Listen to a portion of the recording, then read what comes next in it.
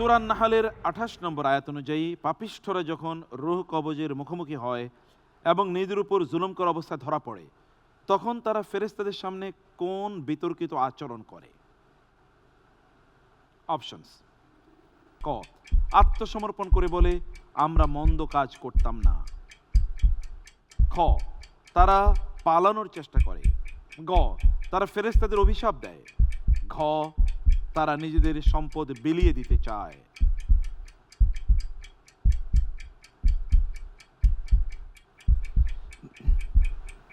আলহামদুলিল্লাহ, আমি উত্তর হিসেবে বেছে নিচ্ছি ক, আত্মসমর্পণ করে বলে আমরা মন্দ কাজ করতাম না। কি বলছে তারা?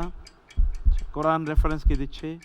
রেফারেন্সটা এই মুহূর্তে মনে আসছে না। মা কুন্না না'মালু মিন সু বালা ইন্নাল্লাহা আলিমুম বিমা কুনতুম তা'মালুন। বালা ইন্নাল্লাহা আলিমুম বিমা কুনতুম তা'মালুন। তারা তখন ফেরেশতাদেরকে বলবে যে না, আমরা তো কোনো খারাপ কাজ করিনি, খারাপ কাজ আমরা করতাম না। এই কথা তারা বলবে। অপশন ক, ইউ হ্যাভ চোজেন, এবং আনসার ইজ রাইট। আলহামদুলিল্লাহ, আলহামদুলিল্লাহ। যাচ্ছি পরবর্তী প্রশ্নে।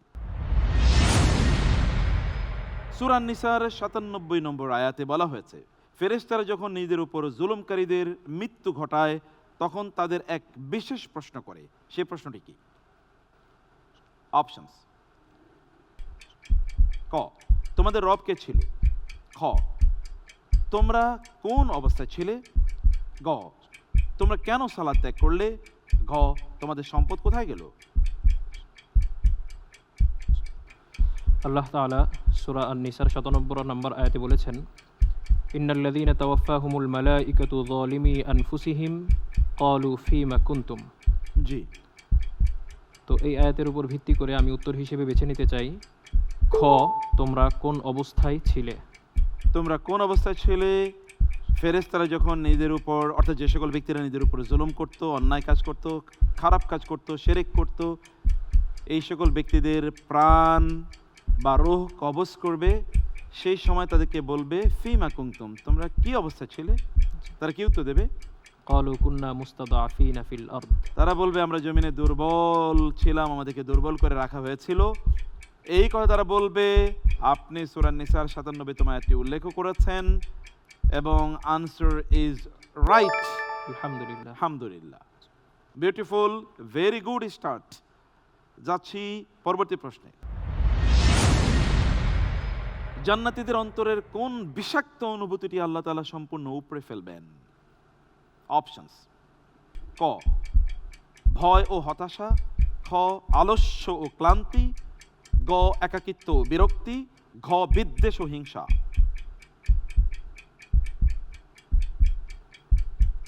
মহান আল্লাহ পাক রব্বুল আলামিন বলেছেন, ওয়া নাযা'না মা ফি সুদুরিহিম মিন গিল্লিন তাজরি মিন তাহতিহিমুল আনহার ওয়া ক্বালু আলহামদুলিল্লাহিল্লাযী হাদানা লিহাযা। তো এই আয়াতের ভিত্তিতে আমি উত্তর হিসেবে বেছে নিতে চাই ঘ, বিদ্বেষ বা হিংসা। বিদ্বেষ বা হিংসা, রাইট আনসার। আলহামদুলিল্লাহ। কারণ অন্য জায়গায় আবার আল্লাহ তাআলা বলেছেন ওয়া নাযা'না মা ফি সুদুরিহিম মিন গিল্লিন ইখওয়ানা, তারা সেদিন ভাই ভাই, আলা সুরুরিন মুতাকাবিলিন, রাউন্ড টেবিলে সামনাসামনি থাকবে। সামনাসামনি বসা যায় না যদি ভ্রাতৃত্ব না থাকে, আদারওয়াইজ একটু বাঁকা হয়ে বসবে, একটু অন্যদিকে তাকাবে। ভ্রাতৃত্ব তখনই তৈরি হয় যখন সামনাসামনি বসতে পারে। আর আল্লাহ তাআলা জান্নাতে এমন ভ্রাতৃত্বপূর্ণ অবস্থা তৈরি করে দেবেন, কারো বিরুদ্ধে কারো অন্তরে কোনো বিদ্বেষ থাকবে না। That is the right answer. আলহামদুলিল্লাহ, জান্নাতে যেতে হলে কিন্তু অন্তরে কোনো বিদ্বেষ রাখা যাবে না। বারাকাল্লাহ ফিক, this is very good start. আপনি সবগুলো প্রশ্নের প্রায় উত্তর দিয়েছেন, একটি বাদ দিয়ে। আমরা যাব সেগমেন্ট 2-তে। সেগমেন্ট 2-তে দুটো প্রশ্নের উত্তর দিতে হবে আপনাকে। You will get 2 minutes only. শুরু করি ইনশাআল্লাহ। প্রথম প্রশ্ন। আল কোরআনে আল্লাহ তাআলা সময়ের শপথের পর মানুষকে ক্ষতিগ্রস্ত বলার পেছনে কোন দার্শনিক কারণটি নিহিত? অপশনস: ক, মানুষ সময়ের মূল্য বোঝে না বলে। খ, বহমান সময় মানুষকে ক্রমাগত মৃত্যুর দিকে নিয়ে যায়। গ, মানুষ ইবাদতে সময় দেয় না বলে। ঘ, সময় কেবল কাফেরদের জন্য ক্ষতিকর। সময় কেবল কাফেরদের জন্য ক্ষতিকর। আসলে আমাদের জীবনের প্রতিটি মুহূর্ত বা আমাদের সমগ্র জীবনটাই কিছু মুহূর্তের সৃষ্টি। অর্থাৎ আমরা প্রতিটি সময় মুহূর্তকে যখন অতিবাহিত করছি আমরা মৃত্যুর দিকে ঝুঁকে যাচ্ছি। তো দার্শনিক এই প্রেক্ষাপটকে কেন্দ্র করে আমি উত্তর হিসেবে বেছে নিতে চাই খ, বহমান সময় মানুষকে ক্রমাগত মৃত্যুর দিকে নিয়ে যাচ্ছে। ইয়া, রাইট আনসার। আলহামদুলিল্লাহ। আমাদের সালফে সালেহিনের মধ্যে কোন একজন জাহেদ, তিনি বাজারে গিয়ে বরফ মানে বরফ বাজারে তিনি বিক্রি করছিলেন, এবং তিনি বলছেন বরফ, এই যে বরফ কে কিনবে, বাজারে তিনি ফেরি করে বরফ বিক্রি করছিলেন। তখন অন্যরা বলেন, আপনি যেরকম উন্মুক্ত বরফ বিক্রি করছেন, এটা তো শেষ হয়ে যাচ্ছে, তা আপনি বরফ বিক্রি করছেন, এই বরফ কে কিনবে, কারণ এটা তো উন্মুক্ত, পানি শেষ হয়ে আপনার বরফ এটা তরল পদার্থ হয়ে যাচ্ছে। তিনি বলেন, আমার বরফ তরল হয়ে যাচ্ছে, তোমরা এটা নিয়ে চিন্তা করছো, কিন্তু তোমাদের জীবনের বরফ যে প্রতি মুহূর্তে তরল হয়ে যাচ্ছে, বরফের চেয়েও তো তোমাদের জীবন আরো দ্রুত গতিতে নিঃশেষ হয়ে যাচ্ছে। আমি তোমাদেরকে সেই জীবনের, এই বরফ তোমাদের জীবনের মতোই, জীবনের উপমা হচ্ছে বরফ। আপনি রাইট আনসার নিয়েছেন। আমরা আসলে ক্ষতিগ্রস্ত কেবল সময়ের কারণে, কারণ সময় আমাদেরকে মৃত্যুর দিকে নিয়ে যাচ্ছে, কিন্তু মৃত্যুর জন্য প্রস্তুতি নাই। ওকে, যাচ্ছি পরবর্তী প্রশ্ন। সূরা যারিয়াতের শুরুতে আল্লাহ তাআলা ঝঞ্ঝাবায়ু, ভার বহনকারী মেঘমালা এবং শান্তভাবে চলমান জলযান এর শপথ করেছেন। ওয়াযারিয়াতি যারওয়া, এই শপথের পর মানুষের রিজিক ও কিয়ামত সম্পর্কে কি বলা হয়েছে? অপশনস: ক, রিজিক কেবল পরিশ্রমের উপর নির্ভর করে। খ, সমুদ্রের গভীরে সম্পদ রয়েছে। গ, আকাশ থেকে লোহা নাজিল হয়। ঘ, তোমাদের যা ওয়াদা দেওয়া হয়েছে তা অবশ্যই আসবে।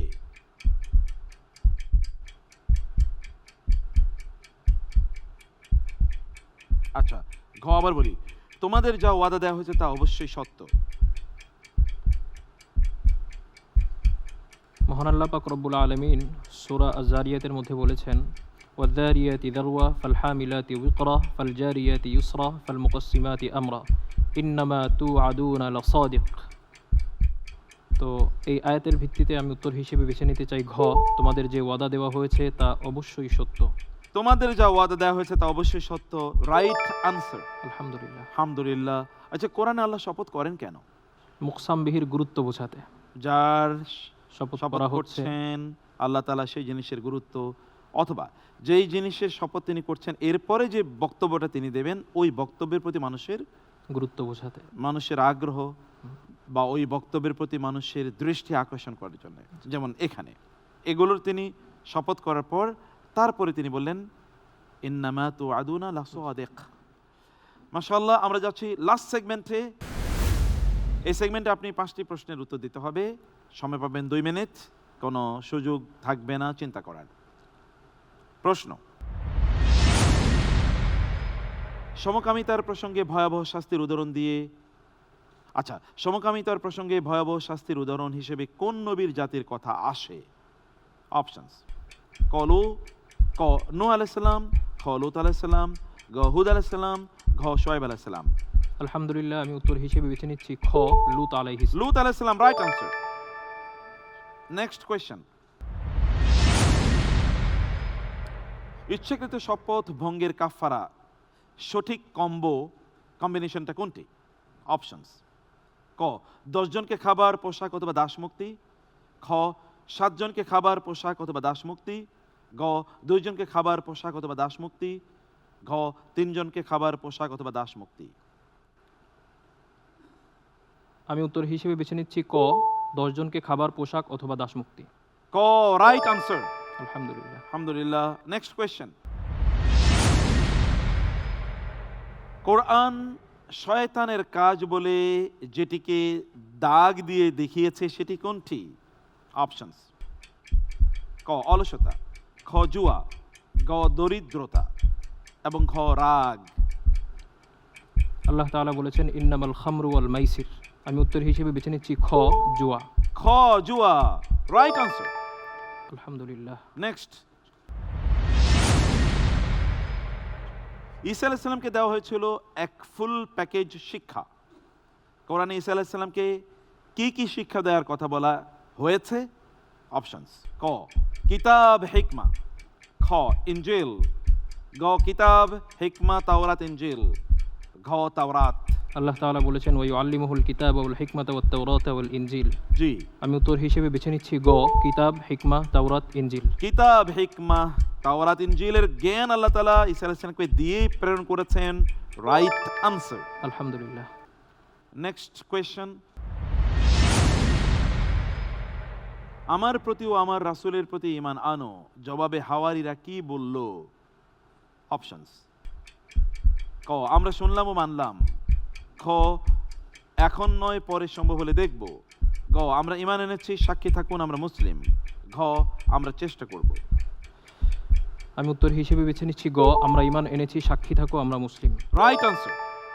জাযাকাল্লাহ খায়ের। অনেক ধন্যবাদ আপনাকে।